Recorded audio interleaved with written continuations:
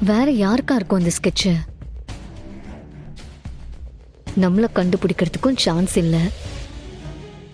என்ன ஆனாலும் இந்த நிச்சயதார்த்தத்துல அசம்பாவிதம் நடந்துடக்கூடாது. ஒருவேளை இந்த ஸ்கெட்ச் அகிலாண்டேஸ்வரி மேடத்துக்கா இருக்குமோ? எப்படி சொல்றீங்க? அகிலாண்டேஸ்வரி மேடம் உன் அம்மாவோட ஃப்ரெண்டு தானே?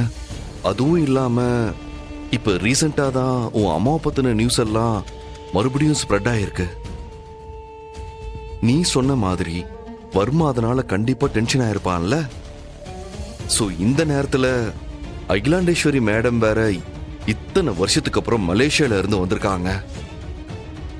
அவங்களால அவனுக்கு ஏதாவது ஆபத்து வரும்னு அவன் யோசிச்சிருக்கலாம்ல.